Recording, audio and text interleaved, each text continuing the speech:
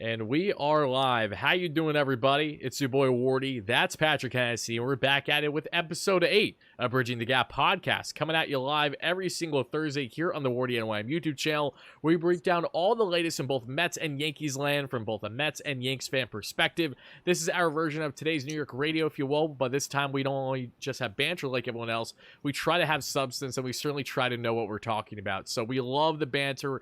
We're definitely going to get off the rails at times, so we're doing it with good faith and good fun, as we love to do with you guys here in the live chat. So to everyone first chiming in live, thank you all so much for being in here. Make sure to smash that like and subscribe button for your boys. It's greatly appreciated. People on replay, same applies.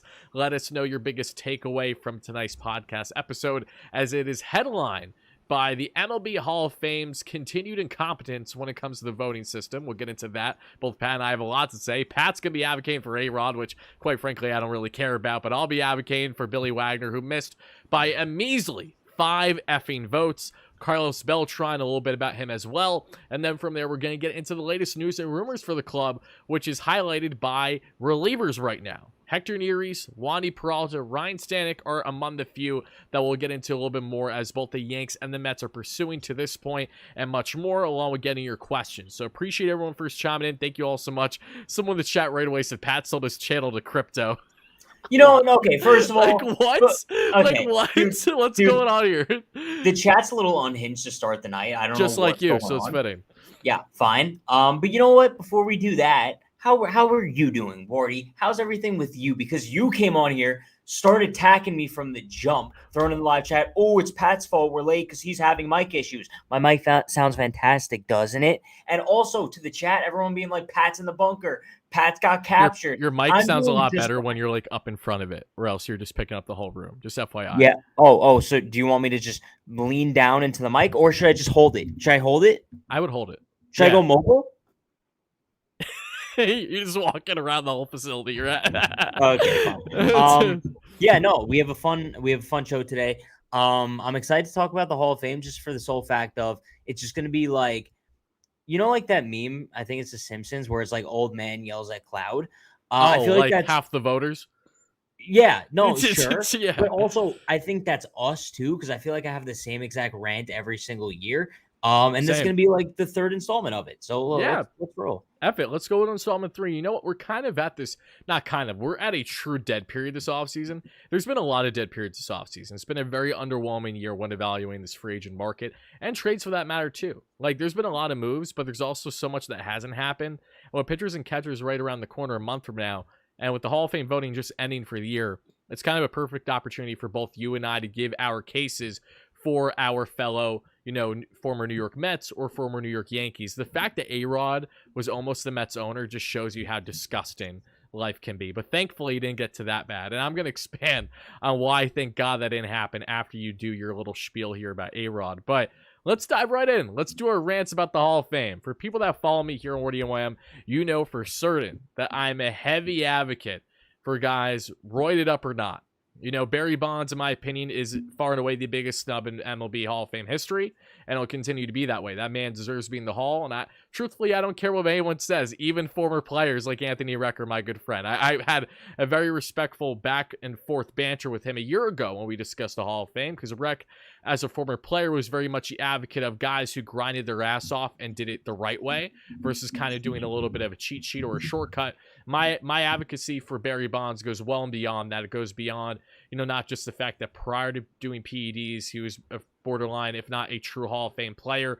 Post PEDs, while everyone else, including McGuire, Konsenko, and all these others, were roided up too, he just did it at such a level that made him in a class of his own. He was a Tom Brady of Major League Baseball, and that's not an easy thing to do, regardless of if you're roided up or not. So my advocacy for Bonds will continue, as is the case with a couple Mets now, that being Billy Wagner. Billy's been on the ballot for a bit now. We know that. Pat, I don't know how versed you are in Billy Wagner's game, but he is one of truly the best relievers to ever play, especially as a southpaw. And Billy missed this year's Hall of Fame voting by a measly 5 votes, right around 5 votes. It's actually ridiculous.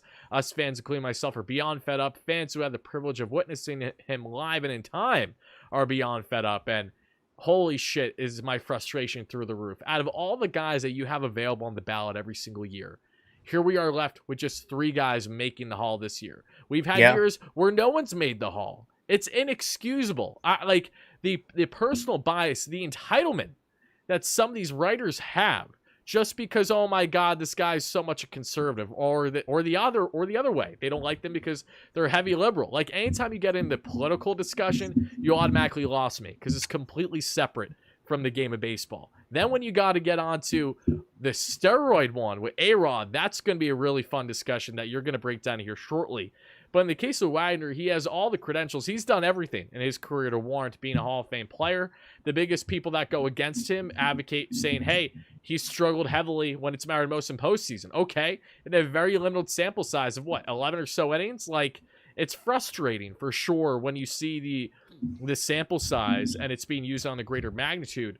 When there are so many great players in the game that didn't amount to much playoff success, but it wasn't their fault. It was just the cards that they were dealt. Either they only had limited opportunities because they weren't on great teams throughout their career. Like, for example, people giving shit to Todd Helton. I don't know how you feel about Todd Helton being in the Hall. I think he's deserving. I think you can look at the numbers as well. I know that there's always splits from Colorado to others, but let's not also act like Coors is the only place where your numbers are inflated. Cincinnati, your numbers are inflated. There's many other parks. Actually, Cincy in particular has had many years where their offensive inflation is to a higher magnitude statistically than Colorado. Just to give you an example, right? So I don't hate that. I don't really hate the picks that have been done. I think what I hate is what's been left off. Wagner looks like hopefully a lock next year, and that'll make me excited because he's beyond deserving. It's ridiculous I didn't get in this year, and that's why I feel the way I do. Carlos Beltran is inching closer and closer. His latest voting for Carlos Beltran, the former Met and Yank, of course, soon to be Hall of Famer, hopefully. He's at 57% of the vote, so you need 75% to get elected. I'm praying that next year will be the year for Beltran too, but he still might be a couple years away. So these guys have made their cases. Beltran's one of the best center fielders to ever do it too. Of course, a beyond clutch bat outside of 2006 against Ueno. So now my question to you, Pat. You know, I talked a bit there about Wagner, Beltran. These were guys that either were just missed or, of course, missed by a decent percentage, Dylan Carlos. From the Yank fan point of view, let's hear your gripes with A-Rod not getting as far as he's had so far. Truly. And I want you to try to be as level-headed as you can about this, because I understand a lot of the pros and cons here, but I do think there is absolutely still an argument to be made for him. So bro, I don't think that there's any sort of being level-headed here, quote unquote. I think it's a travesty. I think it is one of the biggest flops in human existence. I think if you evaluate today's societal structure, I think one of the key things that's leading to its downfall is the fact that Alex Rodriguez is not in the Hall of Fame. Bro, every single year we go through Hall of Fame voting and we're like, oh, Barry Bonds isn't going to be inducted. Roger Clemens isn't going to be inducted. Alex Rodriguez isn't going to be inducted. We are talking about three of the greatest Major League Baseball players in the history of the sport. I think, like, objectively, that could easily be true, no? Not a chance in hell A-Rod's in my top 3 of all time. Okay, whatever. He's in the top 10. Objectively. Very objectively, you say that. No. That's a fact. I'm sorry. Yeah, you're not saying in an argumentative way or a controversial way. You're saying with a fact he's top 10. Yes. That's up for interpretation. I would need to go through the numbers of everyone right now. Either way, we're talking about the greatest players of all time. Yes, there are steroid allegations and whatever else. Not steroid allegations, steroid factuality. Don't care though. But that's fine if you don't care. But here's my question to you, Pat, because this goes back to how we started the show. Bonds was in an era where steroid usage was at its absolute peak. Like, it was the beginning and it was the peak of the steroid era, and he was with it throughout the entirety of said era. Now you have A-Rod. You know, you get into not only the 90s, but the early 2000s.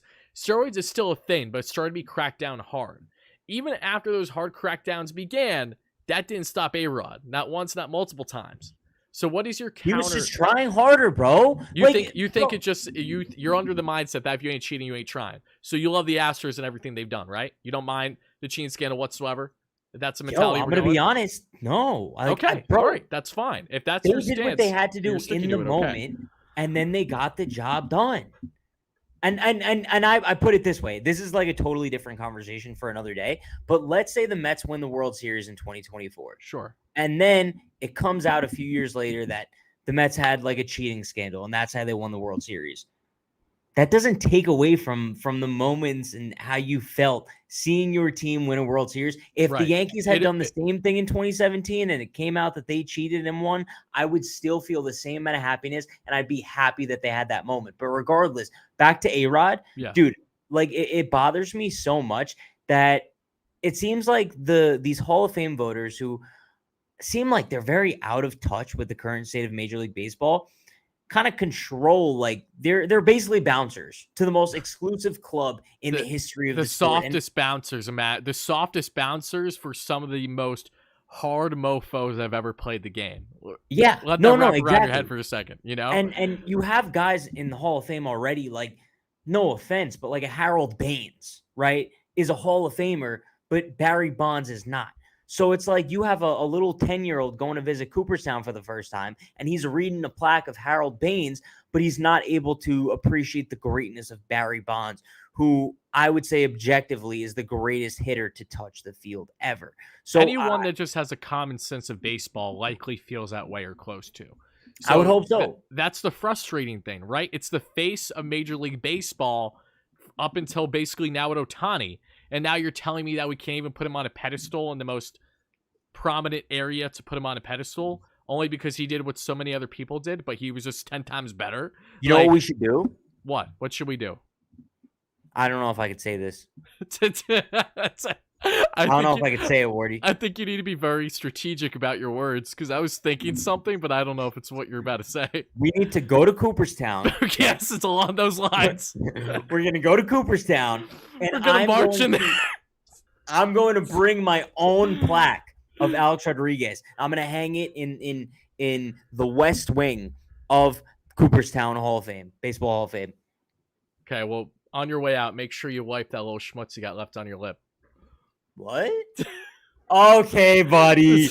Okay, funny. But, okay. Can you want to go all the way to Cooperstown just to put an A-Rod plaque? Like, if that isn't glazing, I don't know what is.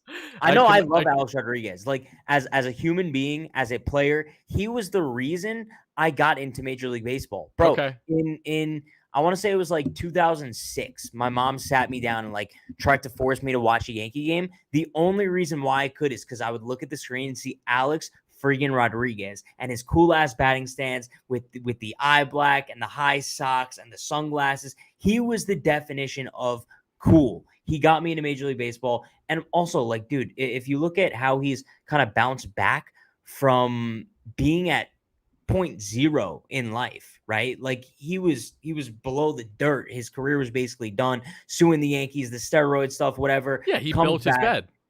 Yeah, I mean, absolutely. Bro, he kind of accepted his fate, and it was a redemption arc like we've never seen before. And you kind of look at where he is now in terms of success, especially in the business world, bro. He's a role model to many young kids across the world now, including myself.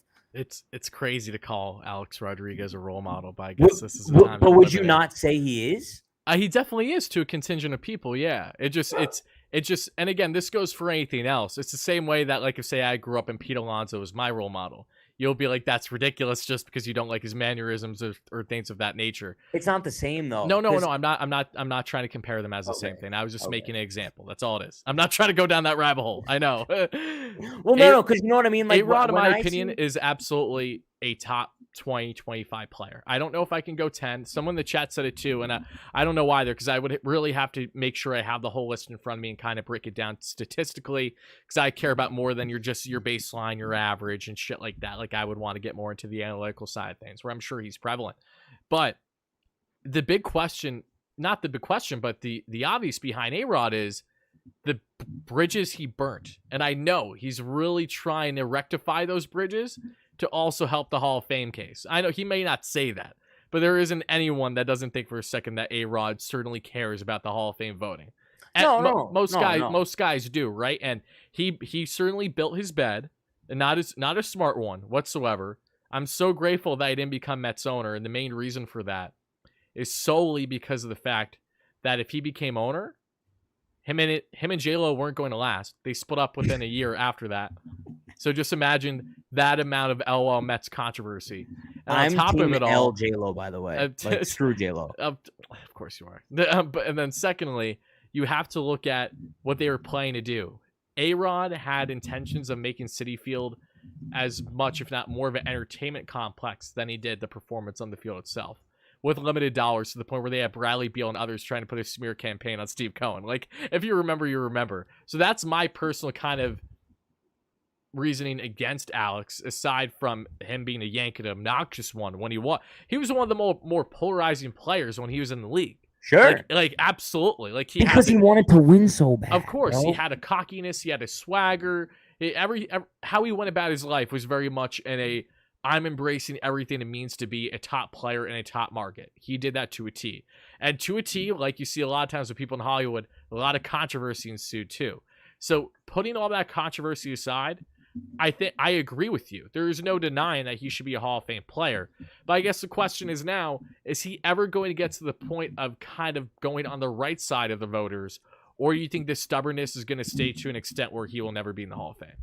I'll tell you what, I think there will be a day in our lifetime when Barry Bonds is a Hall of Famer, when Roger Clemens is a Hall of Famer, where Alex Rodriguez is a Hall of Famer. I don't think it will be, and I mean this in the nicest way possible, until all like the old ass voters who are voting against them are dead. So I think we're looking at like one more generation, because I think by the time our generation, and even like the generation right before us, by the time those are solely the Hall of Fame voters and it's not like a bunch of boomers, I think those guys easily get in the Hall of Fame, and I'm sure that they'll have like additional ballots and additional ways to get in and whatever the case may be. But I do think in our lifetime, we see a scenario where Barry Bonds is in the Hall of Fame and A-Rod and et cetera. So breaking news from Jeff Passan, because people keep spamming it. No way.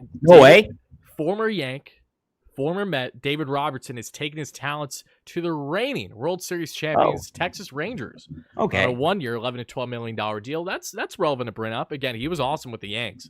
Not to get on a complete tangent here, but just briefly, what was your appreciation of David Robertson when he was the go-to guy there in the Bronx? Did you like him, or were you kind of underwhelmed? Because I'm not. He was all right. Yeah, like what do you mean he was just all right? He was really good for a long time. He's been for no. Okay. Pause, because when you look at the numbers, he was excellent, right? But obviously, from watching him pitch for the Mets last year, I guess, he doesn't have that wow factor about him. Like he always, what was wasn't his nickname like Houdini or something? Just because he always finds a way to get himself into trouble and out of trouble, like it's nobody's business. But I don't know, bro. Nothing about him ever wowed me. It's not about wowing. He just gets the job done. No, I love the wow factor. Like, bro, you'd be lying if you said, like, you don't love the wow factor in a Major League Baseball player. I want to watch him touch the field. I want to watch that grown man step on that grass and knock my socks off. Bro, I 100% agree with you. But I think it's also fair to understand that there are a lot of relievers in the game of baseball, and given their role as is, unless you're like a true closer or you're Ryan Stanek that we're going to get into shortly, where you're a madman, regardless of the role you're being utilized in, you're always yelling, you're always going nuts. You're going to have a lot of effective relievers that just go about their business, and that's it. I don't have to like them, though. That's true, but I guess what's interesting about you, Pat, and maybe this goes in hand with Yankee fandom, I'm not sure, you tell me. Your viewpoint on a lot of players isn't performance, it's like, dude, this guy looks fugly as shit. Like, I want nothing to do with him. Or it's I think it's me. It's like this is the most. Oh my god, what the hell is happening in this Knicks game? Nikola Jokic is down on the court in like clear pain. This is a baseball podcast, bro. I know, but this is also an important deal. That's like, what? Do you want me to leave and you could kind of just do like basketball talk with your friends in the chat? I mean, maybe another time. I'm just letting you know now. Oh, Dante DiVincenzo or Jericho Sims hit him in the face by accident. Okay, that's enough of me. No, wait. DiVincenzo poked him right in the face. He poked him right in the eye. I'm sorry to go on a tangent, but he literally went like that.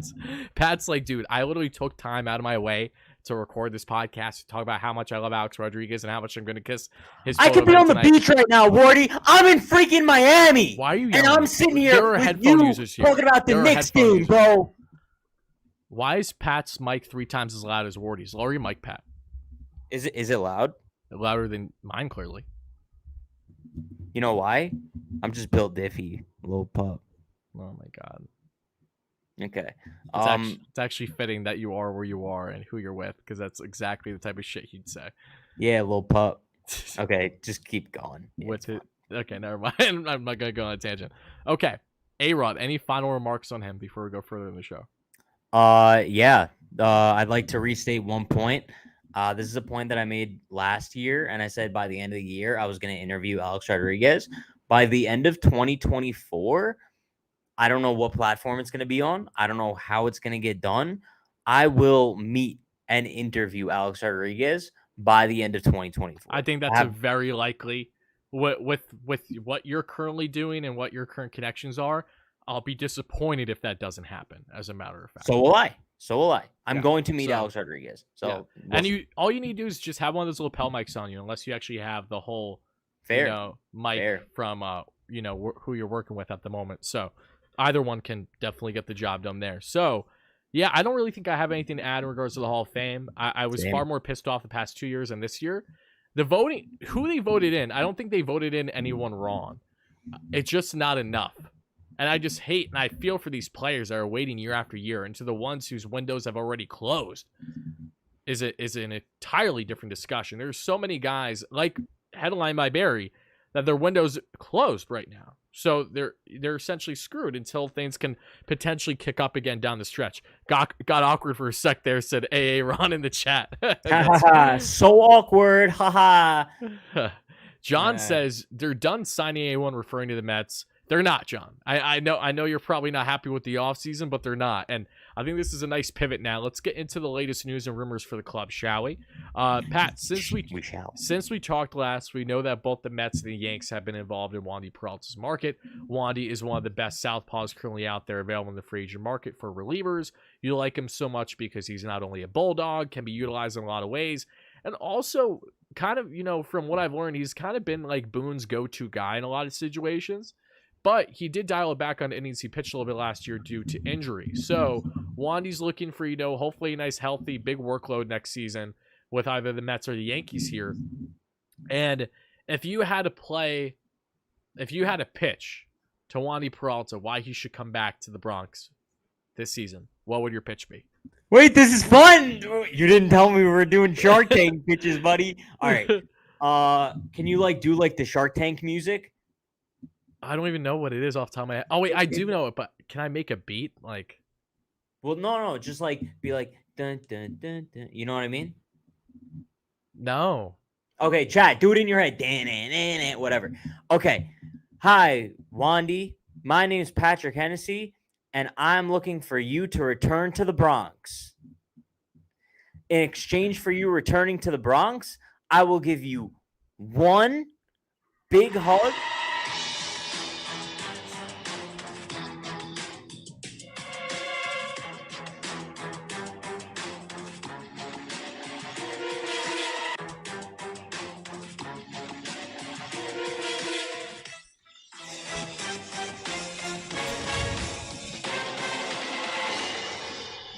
Hi, Wandy. I'm Patrick Hennessy, and today I'm going to give you my pitch on why you should return to the New York Yankees. First of all, I'm very passionate about you, and so are our fans. We love you, Wandy Peralta. Oh my and God, what I'm so looking cringy. forward to. What's cringy? My Nothing, pitch? Pat. Nothing, Pat. Go Can ahead. I continue? I'm not here, Pat. I'm not here. Yeah. I'm Mark Cuban, even though Mark Cuban just left Shark Tank. Go ahead. Also, I would like to let you know that the Yankees are a great historic franchise, and we just got new road jerseys, Wandy, or as should I call you, Wand me. Okay. All right. We're real funny in New York. We're combining Shark Tank with America's Got Talent, and everyone's hitting the buzzer no right now. That's Can what's I make my pitch? No. I just have one dude, final you literally offer. spent like 10 minutes starting the pitch. I'll give you 30 seconds. Wandy, I love you so much, and all I really need is for you to come back into pinstripes because you're a great man, and whatever money you want, I'll make happen. I love you, Wandy Peralta. How about you, Wardy? What's your pitch? Okay, so my pitch to Wandy Peralta is the following. Are you trying to be a fringe playoff team in 2024, waiting to go all in 2025 and beyond? Do you want to have fun still in New York, but in a borough which is clearly superior from the Bronx? True. Here's Flushing, Queens, that you know very well, Pat. Wandy Peralta, come sign with the Mets on a 1 or 2 year deal, potentially maybe with a second or third year option. However, which way you want to go about it. Come to the Mets. We're building something special here under David Stearns and Steve Cohen. No, it's not necessarily going to amount to immediate success. No, the Mets are not going to be as good as the Yanks on paper this season. However, what the Mets are going to be is a franchise that is headed in the right direction to have continued success. I know you're fed up of losing to the Astros in embarrassing fashions every single year, and the Astros just signed Josh Hader. So do you expect them to dial it back? No, they're still going to be very good in 2024 and beyond. That's where the Mets come into play. You don't have to deal with the Astros. Yes, you have to deal with the Braves. Yes, you have to deal with the Phillies. Yes, you even have to deal with the Miami Marlins to an extent. But hey, you know what? Come over to Queens. We'll give you a nice comfortability. You know, you're going to be rekindling that relationship with Carlos Mendoza, Harrison Bader, and a couple other guys. Luis Severino. I know you love Luis Severino. You guys are boys, aren't you? There you go. More reasons. More reasons to come to Queens. Again, don't got to be here for a long time. We just want you here for a fun time. We just want to have a fun, exciting season in hopes of pushing for playoffs, hopes of being a buyer by the trade deadline. And if not, you know what, Wandy? We'll do you one better. We'll trade you to the Bronx by the deadline if we're not pushing for playoffs. How about you like that? We'll throw that in. We'll throw that in the contract clause. We'll throw it in. Why would you do that? Why not? If we're not going to be, why wouldn't you just come here first, bro? Because of everything I just said prior to that, bro. If I love using this analogy. I use the prom analogy way too often, but it always fits. If I want to take my dream girl to prom, I'm gonna ask her first, bro. And if she, you know what, this actually fits you. Because if she says no, then maybe I'll ask someone else. But then if that girl comes back, I'll go with her. But so the only way Wandy's going with his second choice, which may be the Mets, is if the Yankees say no, which they're not going to say, bro. I mean, they might, because Wandy just might be asking for a price range that's out of the Yanks. No. Like I said, I don't know if you were listening to my pitch. Oh, yeah, you're right. My mistake. Yeah, I'm giving him anything he wants. Oh. And then I winked. You're selling yourself that's it? It's that easy for you? Yeah, I said, Wandy. You're 100% getting an A-Rod interview this year. You're gonna get well more than an interview if that's the way you're thinking. By all means, bro. bring your freaking A-Rod. Bring your rally rod too, and he can be there in the corner with the lamp on. Bro, but okay, can we just agree on something at least? What? Both of us would prefer Wandy Peralta over Hector Neris. That's a great question. Ooh, I like this game. Good stuff, Pat.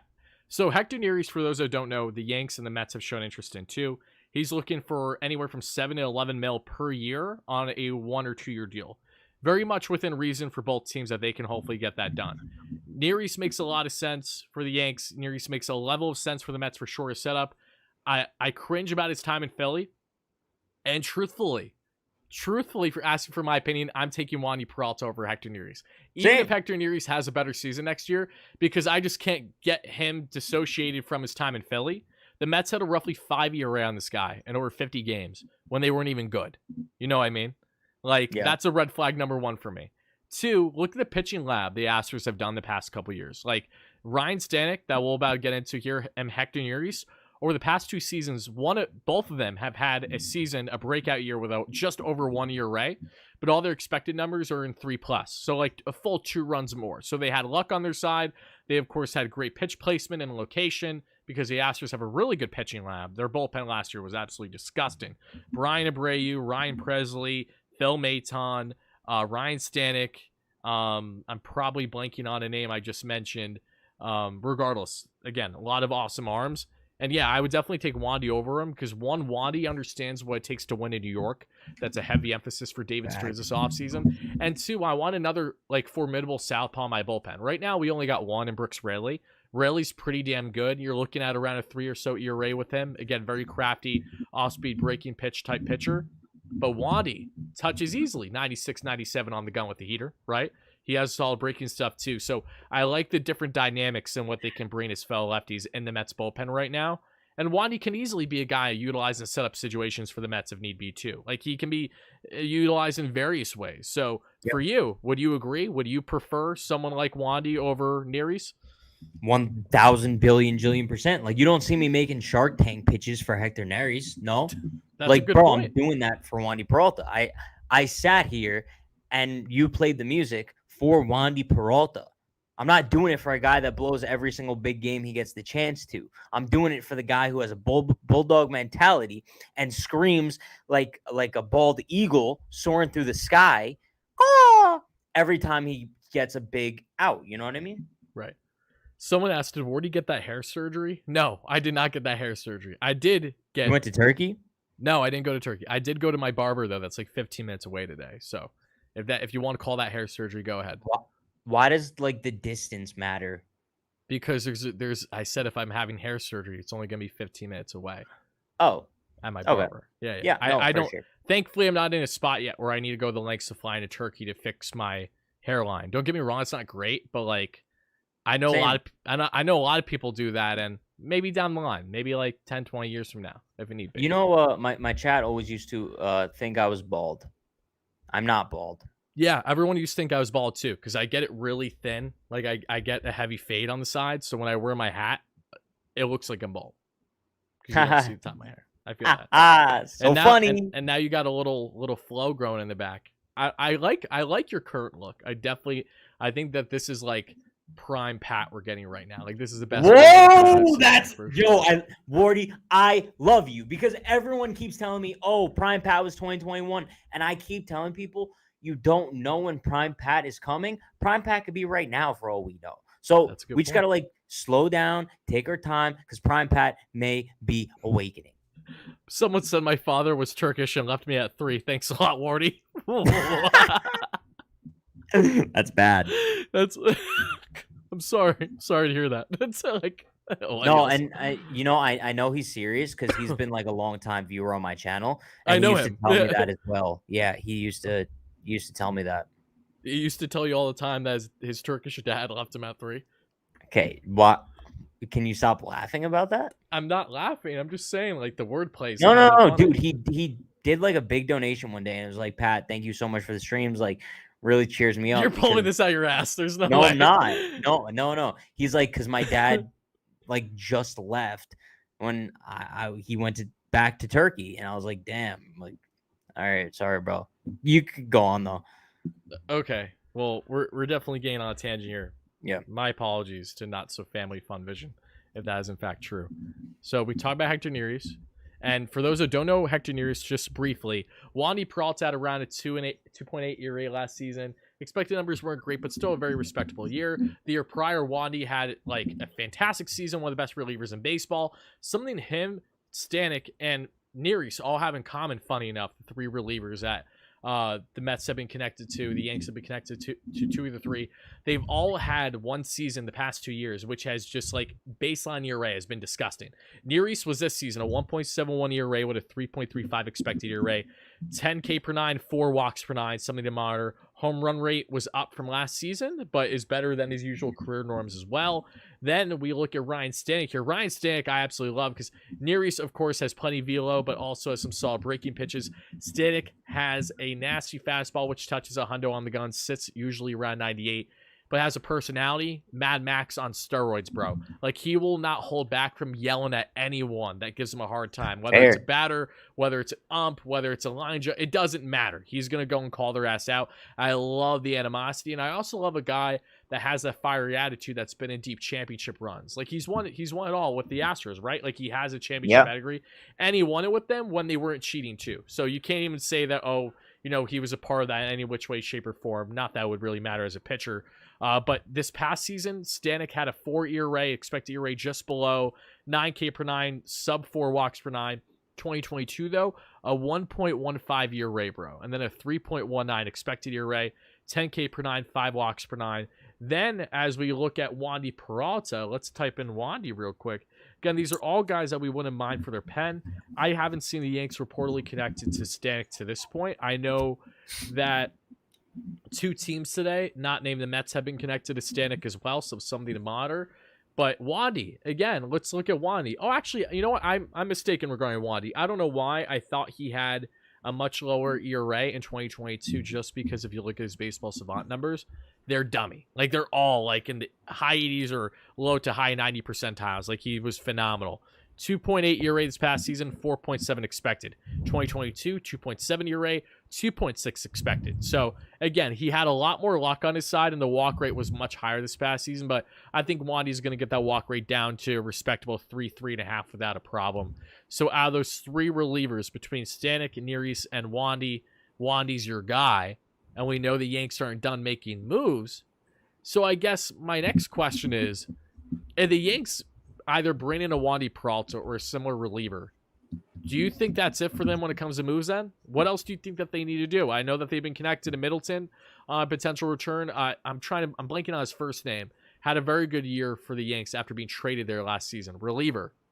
Kenyon? Is it Kenyon Middleton? Keenan? Okay, I was close. Keenan. Yeah, Keenan had a really good season last year too when you look at his peripherals. So if the Yanks just land one more reliever, do you think they're going to call it like that's it for the offseason, or do you expect more moves to be on the horizon for them?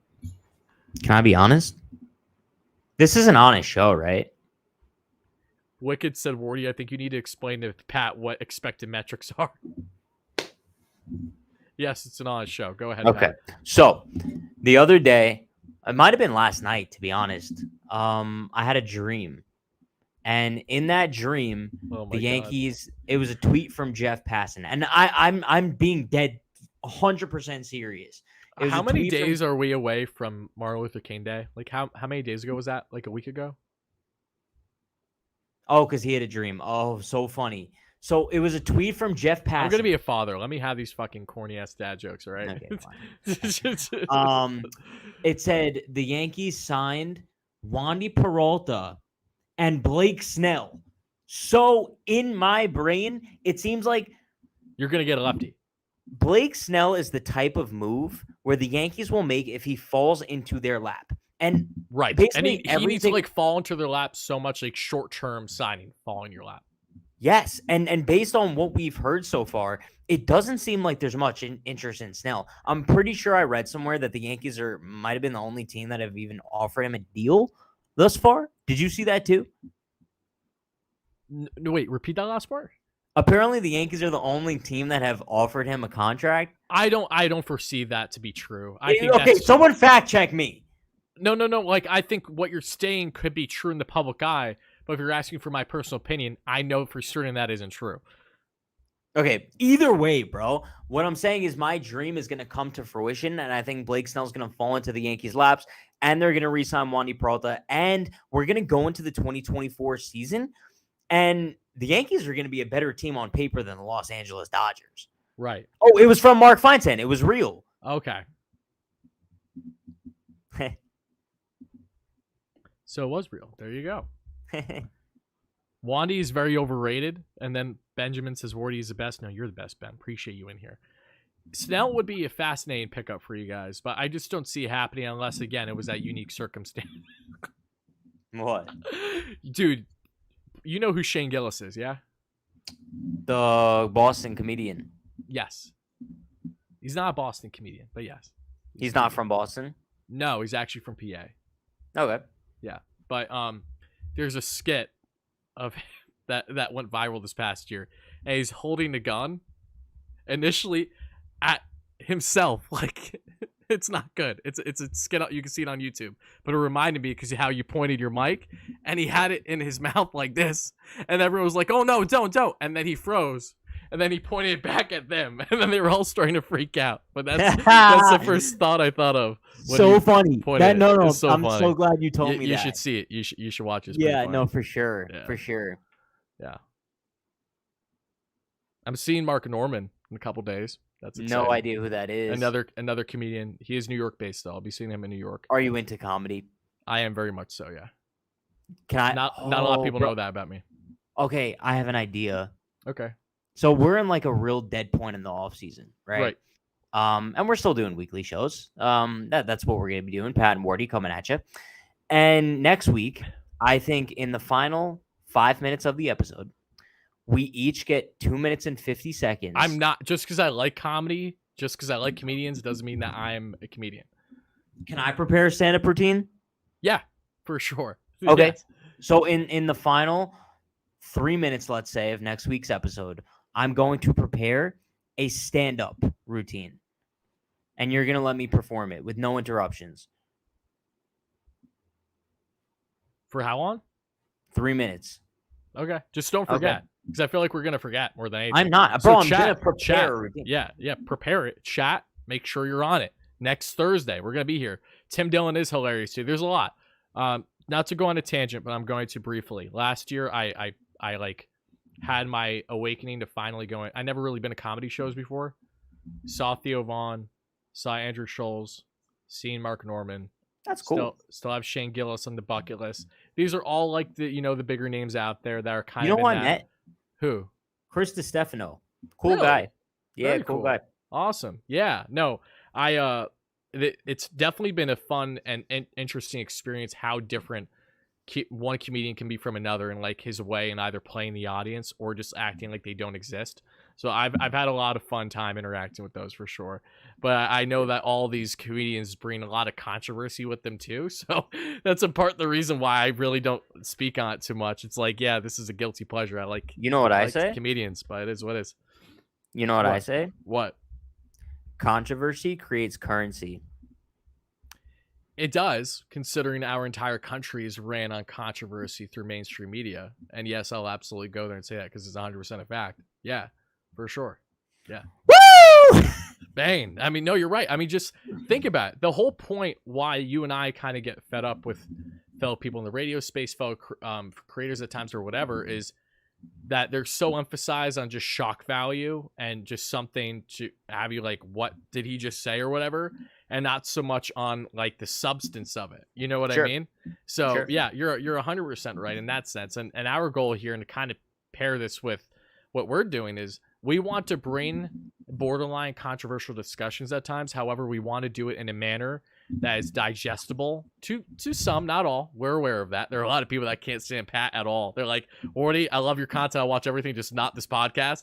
And then you got people that are like, you know what? I'm just like last week's pod. I had some people that actually didn't like my approach at all because I was very laid back and you carried for a bit too. And there was back and forth and I didn't know what to say in response to everything. I kind of just went with it.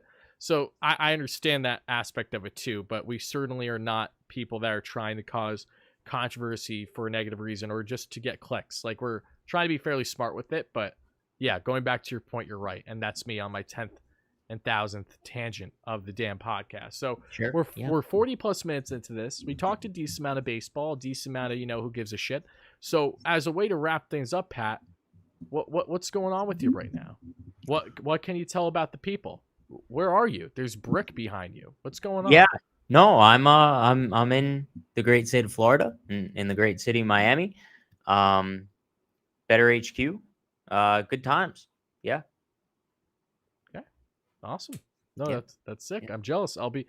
Speaking of which, are you planning to go spring training at all this year? I was thinking about it, to be honest. But I always encounter this strange realization where I plan on going to spring training, And then but you never go. then I never go because I kind of realize that it's the most boring thing of all time. And I know spring training is cool when you're there, but Depends what you're going there for sure. yeah, if I'm being honest, if I'm going and it's all expenses paid, cool, but I'd rather spend my money on traveling during the season to watch games that actually mean something. And I know spring training is a cool experience because you could meet the players. It's a lot easier, get autographs. And I'm not into that shit. You know what I mean? I can't watch a game of baseball that I know is meaningless.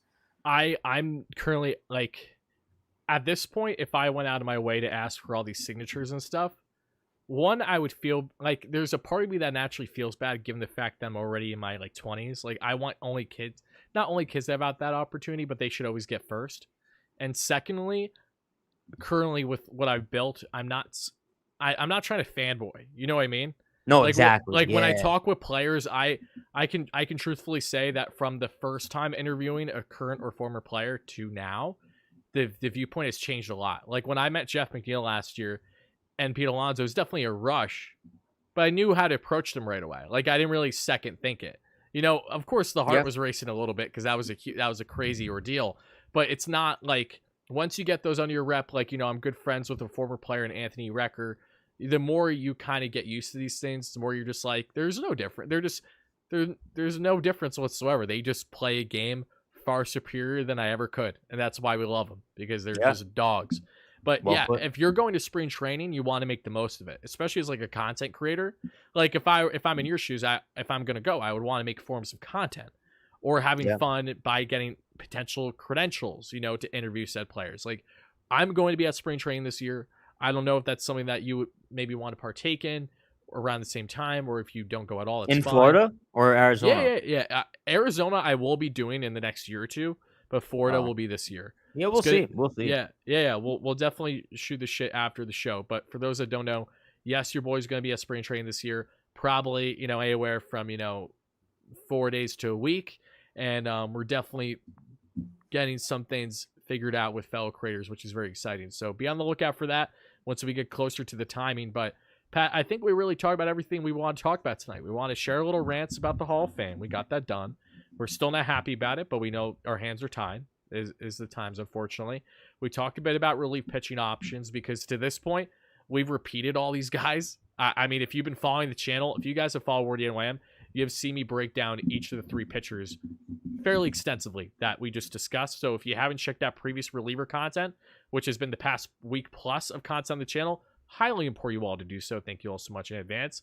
And that's about it, though. Like, I don't think we really got anything. So Pat, I have one more point I want to make. Let us know what your final point is. Okay. So Mets fans, maybe close your ears. Yankee fans, open them like you're Dumbo. So to the 5 that are watching, yeah, go ahead. Yeah, cool. Clearly knows the target audience really well. Awesome. I'd like to make this point very clear. And it's something I feel very strongly about. And I kind of came to this realization after I had that dream. The New York Yankees are going to cruise to the World Series in 2024. And this is something I'm going to keep manifesting and speaking out into the universe because I am so confident it's going to happen. They're going to dominate the game of baseball this year. And you're looking at a roster that is more stacked and more gritty than anything you've ever seen in your lifetime. And I cannot wait for baseball to come because we're only 2 months away. It's going to be fun season. We're going to have a blast. And me and Wardy are going to cover so much of it for you. I love you all. I love you too, Pat. I don't love the delusion that you're currently in, but to each their own. Where you're a Yankees fan, right? I mean, hey, I'm a Mets. Let me put it this way: I'm a Mets fan that was shooting for the stars with the type of rosters we've had the past decade. Some good, some horrendous. All right, like I'm all about delusion fandom in that sense. So it is what it is. I'm looking forward to us wrapping together in our sorrows later this fall when neither of our clubs go as far as we hope they would. Speak for yourself, Bucko. Certainly something that's a self-fulfilling prophecy right there is what that is. But having said that, that's going to wrap up the show. F you, Pat, nice jinx. That's what someone said in the chat. And that's a Yanks fan that said that too. You are only talking to, I can count on my hand the amount of Yanks fans probably watching live right now, and you managed to still piss them off. No. Like you know what? Before the season starts, I'm going to place an insane bet on the Yankees to win the World Series this year, and we're going to follow along all season. How much is the most you're willing to bet on the Yanks? You want me to be on it? I don't want to say the number that I'm going to do. How about can you say a ballpark number? Or is that still too close for you? Not yet. Are you willing to drop a G? Yes. Are you willing to drop 2 G's? We'll see. Okay. All right. So I'm so confident though. You're at a comfort level with at least $1,000. This is the year. Yeah. Okay. Yeah. Fuck it. I'm putting 10 on the Mets. $10, 10 cents. The world may never know. You're going to have to wait and find out. All right, guys, that's going to do it. Thank you all so much for watching. I know that this was another very unorthodox, all over the place episode. That's going to be the case a lot. But as we get closer and eventually get into the season, it's going to be a lot of fun where we're always going to have different topics, different headlines to get into. I'm really excited for in season.